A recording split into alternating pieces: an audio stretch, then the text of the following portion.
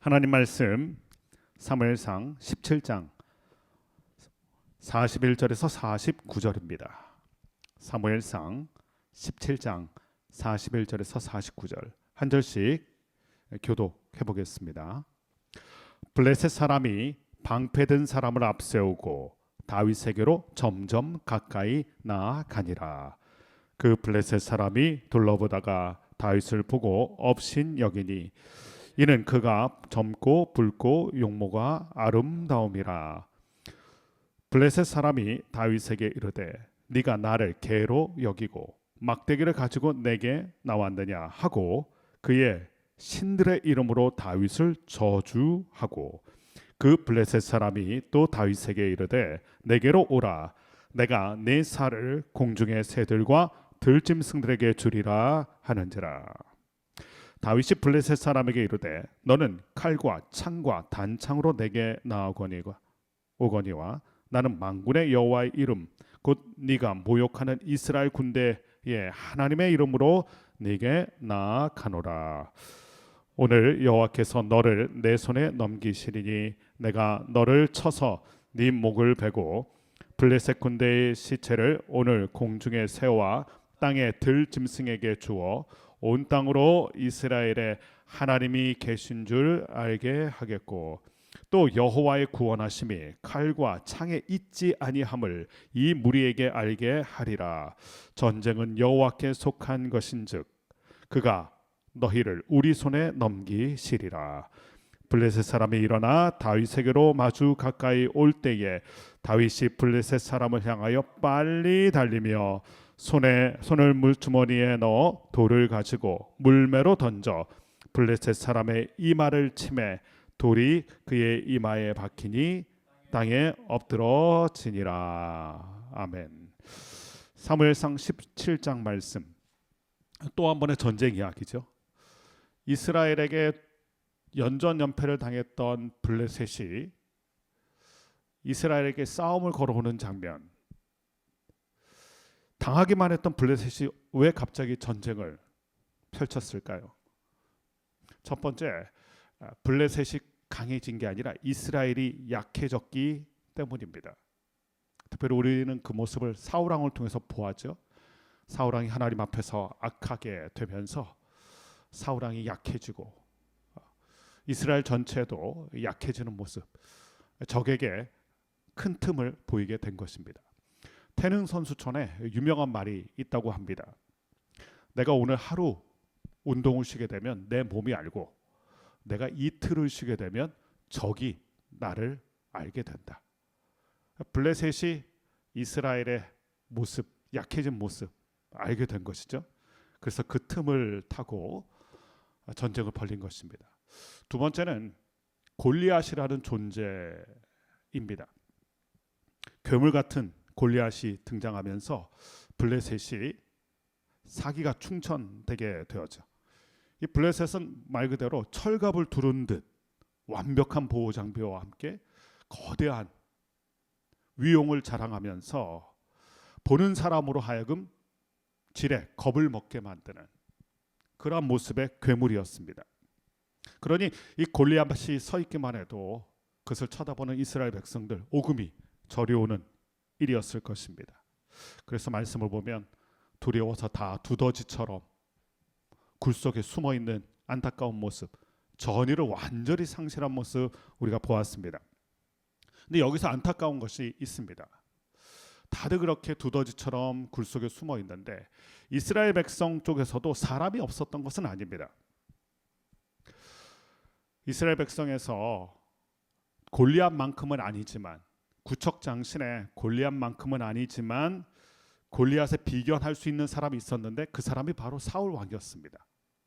보통 사람보다 머리가 하나 더 있을 정도였으니까 사울 왕도 어떻게 보면 골리앗의 맞상대가 될 수 있었던 사람입니다. 거기다가 사울 왕에겐 갑옷도 있었고 또 칼도 있었습니다. 이스라엘 군대 중에 유일하게 자신을 보호할 수 있는 보호 장비와 또 칼이라는 무기를 가졌던 사람이 사울 왕입니다.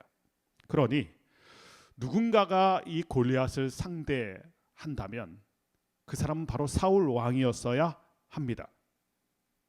그러나 사울 왕은 전면에 나서지 않습니다.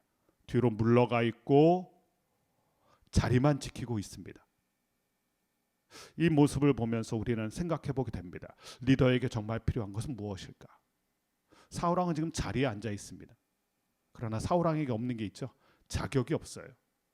리더에게 필요한 건 자리일까요? 자격일까요? 자리만 지키고 있었던 그 리더의 모습, 사울 왕의 모습, 그러나 자격이 없는 사울 왕의 모습. 그러니 이스라엘 백성도 그 누구도 나서지 못합니다. 리더가 나서지 않는데 팔로워들이 나설 수 없죠. 그러니까 이스라엘 백성들은 전의를 상실한 채 다 숨어 있게 된 것입니다. 이러한 난감한 상황에서 오늘 말씀 보면 등장하는 사람이 다윗입니다. 오늘 본문을 읽어보면 그 유명한 다윗과 골리앗의 싸움이죠. 다윗은 왜 나섰을까요? 아무도 나서지 못하는데 형들조차 네가 여기 왜 와 있느냐, 네가 나설 자리가 아니다 만류했는데도 왜 다윗은 이 골리앗 앞으로 나아갔을까? 다윗이 못 견딘 게 하나 있습니다. 오늘 말씀 보면 네가 모욕하는 이스라엘 군대에 하나님의 이름으로 내게 가노라. 우리가 다윗을 지금 잘 보고 있는데요. 다윗은 부모님에게 인정받지 못했을 때, 막내라는 단어, 어떻게 보면 미운 오리 새끼 취급받을 때도 괜찮았던 다윗입니다. 사람들에게 저평가를 받고 초야에 이름 없는 목동으로 지냈을 때도 괜찮았던 다윗입니다. 그런데 다윗이 견디지 못하는 게 하나 있어요. 사람들이 무시하는 것도 견딜 수 있었고 부모님에게 인정받지 못했어도 괜찮았는데 다윗이 견딜 수 없는 한 가지가 무엇이었냐면 하나님의 이름이 모욕을 당하는 것, 무시당하는 것. 이것은 다윗이 견딜 수가 없었어요. 다윗에게 중요했던 건 무엇입니까? 자기 이름이 아니에요. 하나님의 이름. 그 하나님의 이름이 더럽혀지는 것, 모독을 당하는 것, 무시를 당하는 것. 이거 견딜 수가 없었습니다. 요즘 세상을 보십시오. 하나님의 이름을 모독하는 일이 너무 많아요. 어떤 분의 글에서 그 제목이 눈에 선명하게 들어왔던 제목이 하나 있습니다. 이 시대 다윗은 어디에 있는가? 그러니까 다윗처럼 하나님을 위해서 나서는 성도와 교회가 있는가? 도발적인 제목을 제가 본 적이 있어요. 마음에 참 와닿는 제목이었습니다. 이 시대 다윗은 어디 있는가? 하나님이 원하시는, 하나님을 그렇게 위하는 다윗은 어디에 있는가? 오늘 다윗이 골리앗 앞에 나섰던 이유는 용맹해서가 아닙니다. 전쟁을 잘하는, 싸움을 잘해서가 아닙니다. 하나님의 이름이 모독당하는 것을 견딜 수 없기 때문에. 그러니까 다윗에게 중요한 게 있었죠. 자신의 생명보다 중요하게 여겼던 게 하나님의 이름. 그것 때문에 오늘 나서게 된 것입니다. 그 다윗을 상대하는 골리앗을 보십시오. 42절 말씀 보니까 그 블레셋 사람 골리앗이 둘러보다가 다윗이 나오는 것을 보게 됐습니다. 그를 어떻게 여겼습니까? 업신 여겼다. 그러면서 말하기를 43절 네가 나를 개로 여기느냐, 그래서 너는 막대기를 가지고 나왔느냐. 골리앗의 말에서 이 두 가지가 눈에 보이는데 첫 번째 그의 고백입니다. 네가 나를 개로 여기느냐. 다윗이 단 한 번도 골리앗에게 이런 표현한 적이 없습니다. 그런데 골리앗 스스로가 나를 개로 보느냐? 골리앗에 대해서 많은 것을 생각하게 됩니다. 골리앗을 해석할 때 많은 분들이 거인병을 앓았던 사람으로 해석하는 경우가 많아요. 그도 그럴 것이 갑자기 등장했거든요. 그리고 철갑을 두른 것처럼 등장하고, 그러니까 타고난 싸움꾼이라기보다는 블레셋이 선전 효과로 이 골리앗을 앞장세웠을 수도 있다. 사람들은 보이는 것에 약하거든요. 큰 칼을 차고 큰 모습으로 나타나니까 큰 두려움을 느끼게 되는. 그는 어렸을 때부터 어떻게 보면 열등감이 있었을 거예요. 열등감이 있는 사람들이 분노가 많고요. 누가 그렇게 표현 안 했는데 네가 나를 개로 보느냐? 분노를 표출하는 경우가 많아요. 어느 회의 장면에서 들었던 말이 생각이 납니다. 똑같은 표현이었어요. 나를 XX로 보느냐. 그 말을 들었을 때 그 누구도 그런 마음을 가지고 있지 않았는데 그분의 입에서는 너희들이 나를 개 X로 보느냐. 보통 이런 경우는 본인 스스로가 그렇게 열등감에 사로잡혀 있기 때문에 그런 표현하면서 자기 분노를 합리화시킬 때가 많아요. 골리앗이 그런 거죠. 이것은 어떻게 보면 골리앗의 상처고 골리앗의 열등감이에요. 그러니까 그 입에서 누구도 골리앗을 개라고 말한 적이 없는데 네가 나를 개로 보느냐. 이 골리앗을 다시 한번 생각해 보게 됩니다. 그러면서 그에게 다윗에게 네가 막대기를 가지고 나왔느냐. 골리앗이 가만히 보니까 다윗은 어려요. 약해 보이고요. 작고요. 방패도 없어요. 칼도 없어요. 없는 것 투성이죠. 그래서 업신여겨요. 세상은 무엇을 볼까요? 내가 무엇을 가지고 있느냐, 상대가 무엇을 가지고 있느냐를 봐요. 그 손에 무엇이 들려 있느냐, 이것을 보죠. 골리앗은 뭘 갖고 있습니까? 칼과 창과 단창. 가질 거 다 가졌어요. 그리고 철갑을 두른 듯이 완벽한 보호 장비도 있고요. 그에 비해서 다윗은 가진 게 없어요. 이것이 세상입니다. 너 뭘 가지고 있느냐? 네 손에 무엇을 들고 있느냐? 얼마나 가지고 있느냐? 그래서 가진 것을 생각하면 위축되게 됩니다. 세상 앞에 나는 무엇을 가지고 있는가를 보면 세상 앞에 위축되게 되어 있어요. 이 세상의 시선, 세상의 관점입니다. 두 번째, 세상은요 쏟아내는 말이 있는데 골리앗처럼 독한 말을 쏟아냅니다. 조롱하는 말을 쏟아냅니다. 오늘 보니까 저주를 쏟아놓았다. 조롱과 저주와 거친 말을 소나기처럼 쏟아냅니다. 영적 전쟁이라는 단어 저희가 많이 쓰죠. 영적 전쟁의 대부분의 실체는 설전이에요. 우리는 이 말에 당하게 됩니다. 특별히 조롱하는 소리, 저주하는 소리, 위협적인 목소리. 그래서 우리의 영적인 사기를 꺾어 놓습니다. 예를 들면 이런 거죠. 넌 안 돼. 넌 왜 그것밖에 안 되니? 이런 말 들을 때 위축이 되죠. 말에는 뼈가 있는 정도가 아니라 말에는 독이 있습니다. 이 세상이 거침없이 그런 말들을 우리 가운데 쏟아내는 거예요. 골리앗처럼. 우리가 흔히 다윗과 골리앗의 싸움을 세상을 살아가는 성도와 교회로 표현할 때가 많습니다. 성도와 교회가 위축될 때가 이거죠. 뭘 가졌어? 네 손에 뭐가 있어? 얼마나 있어? 나는 칼과 창과 단창이 있는데 너는 뭐가 있니? 이런 것이고요. 또한 성도와 교회를 이게 이런 말들을 쏟아내는 거예요. 설전, 독한 말, 조롱하는 말. 그래서 그런 말을 세상이 쏟아내는 말을 묵상하게 되면 병듭니다. 상대방이 쏟아내는 그 말들을 들으면 영혼이 병들어요. 위축이 되게 돼 있습니다. 이것을 다윗이 다 당한 거예요. 이때 다윗이 어떻게 이겨내는지 오늘 말씀 하이라이트가 45절이죠. 45절 말씀 보면 나는 만군의 여호와의 이름 곧 네가 모욕하는 이스라엘 군대의 하나님의 이름으로 내게 나아가노라. 너 뭐 있냐 했을 때, 그리고 그를 조롱했을 때, 아무것도 없는 다윗을 조롱했을 때 다윗이 외쳤던 게 있습니다. 하나님의 이름. 너는 칼과 창과 단창이 있다. 세상은요 사람과 돈과 권력으로 위협합니다. 칼과 창과 단창을 요즘 말로 하면 그런 거겠죠. 나는 이 정도의 사람이 있고 이 정도 힘이 있고 이 정도의 돈이 있어. 너는 뭐 있냐? 이때 다윗이 들고 나온 게 있어요. 하나님의 이름. 깨닫는 게 있죠. 세상 이기려면 세상 방식 안 됩니다. 세상이 가진 것을 가지고 우리가 상대하면 세상 못 이깁니다. 골리앗이 가진 것을 우리가 갖는다고 골리앗을 이기는 게 아닙니다.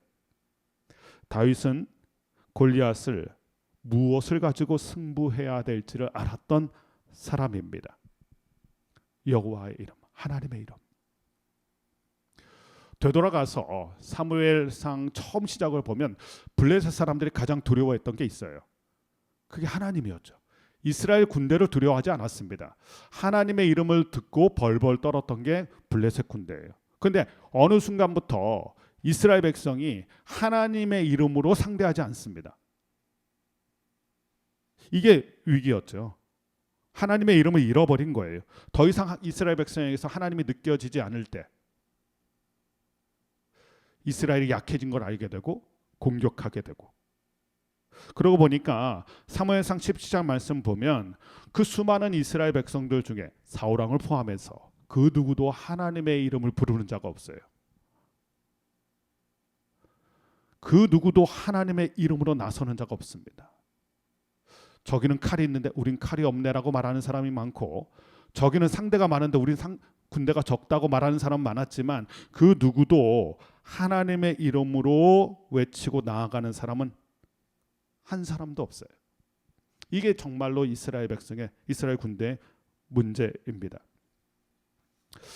오늘 다윗처럼 우리도 골리앗 같은 사람을 상대할 때가 있고 골리앗 같은 세상을 상대할 때가 있습니다. 독한 말을 쏟아내기도 하고요, 위협하는 말을 하기도 하고요, 그리고 큰 산처럼 큰 어려움처럼 느껴지는 상대를 경험하기도 합니다. 그때 우리가 불러야 될 이름이 있어요. 그분이 하나님이세요. 여호와의 이름으로 내게 가노라. 세상은 세상 방식으로 이기지 못합니다. 하나님의 이름으로. 큰 문제, 큰 어려움, 그때 크고 강하신 하나님의 이름을 불러야 됩니다. 요즘 혹시 여러분 가운데 이 골리앗 같은 문제를 경험하고 있다면, 그 큰 문제를 경험하고 있다면 크신 하나님의 이름을 불러야 됩니다. 다윗이 그 이름으로 담대하게 나아갔던 것입니다. 우리가 잘 아는 시편의 말씀이 있어요. 시편 50편 15절에 환난 날에 나를 부르라. 내가 너를 건질 것이니 네가 나를 영화롭게 하리라. 이 다윗의 스토리 같은 거죠. 오늘 말씀의 후반부에 보면 다윗이 또 이렇게 얘기합니다. 하나님이 계신 줄을 알게 하겠고. 계속해서 다윗에게 나오는 게 무엇입니까? 하나님이에요. 하나님. 골리앗과 골리앗 같은 세상은 무엇을 얘기합니까? 칼이 있다, 단창이 있다, 난창이 있다. 다윗은 하나님의 이름을 부르면서 전쟁은 여호와께 속한 것이다. 하나님에 대한 믿음을 고백하고 하나님의 이름으로 나아가서 그가 그 유명한 조약돌, 물맷돌로 오늘 49절 말씀 보면 이 거인 골리앗을 쓰러뜨리는 장면이 나옵니다. 우리는 자꾸 눈이 이 조약돌에 갑니다. 조약돌이 어떻게 생겼을까? 어떻게 날아갔을까? 사실 그것은 우리의 관심이 아니죠. 조약돌이 골리앗을 쓰러뜨린 게 아니라 오늘 성경은 말씀은 하나님의 이름, 다윗이 그렇게 붙들고 있었던, 다윗을 붙들어 주었던 그 하나님의 이름이 이 세상 같은 큰 골리앗을 쓰러뜨리는 것, 그것을 보여줘요. 우리의 시선은 돌에 꽂힐 게 아니라 그가 붙들었던, 그가 외쳤던 이 하나님의 이름, 거기에 우리의 마음이 있어야 되고 우리의 시선이 머물러야 합니다. 오늘 큐티 제목이 이렇게 돼 있어요. 승리의 유일한 무기, 하나님의 이름. 무엇을 가지고 나왔니? 라고 세상은 묻습니다. 너 뭐 있니? 그때 우리가 담대하게 붙들어야 될 게 무엇입니까? 나는 이런 사람이 있어, 나는 이만큼 돈이 있어, 나는 이만한 힘이 있어가 아닙니다. 나를 붙들어 주시는 분이 계시다. 그분이 하나님이시다. 이것을 가지고 세상 앞에 설 때 우리는 세상을 이기게 되는 은혜를 경험하게 될 것입니다. 오늘 본문을 통하여 마음에 새기는 메시지들이 있어요. 첫 번째는 하나님을 위하는 다윗의 마음이에요. 다른 건 다 견딜 수 있어도 못 견디는 거 한 가지, 하나님의 이름. 사실 우리는 우리의 이름이 모독당할 때 못 견디거든요. 자존심 무너지는데 다윗은 하나님의 이름 때문에 이 위험천만한 자리에 나아가게 된 것입니다. 무엇을 위하느냐가 중요합니다. 오늘 하나님을 위할 수 있는 우리 모두가 되길 바라고요. 세상은 무엇을 가졌냐에 관심 많습니다. 손에 들고 있는 게 무엇이냐? 그 막대기 갖고 뭐 할 건데? 그러나 그의 마음에 품어 있는 하나님, 그것이 다윗을 다윗되게 만든 것입니다. 여러분 손에 무엇이 들려 있느냐가 중요하지 않습니다. 내가 무엇을 가졌느냐는 그렇게 중요하지 않아요. 누가 나를 붙들어 주느냐가 더 중요합니다. 또 한 가지, 문제가 크고 어려울수록 크신 하나님의 도우심이 필요합니다. 큰 어려움에 계십니까? 크신 하나님을 부르시기 바랍니다. 오늘 다윗처럼 만군의 여호와의 이름으로 나아가노라. 그 이름이 저와 여러분을 승리하게 할 줄로 믿습니다. 기도하겠습니다.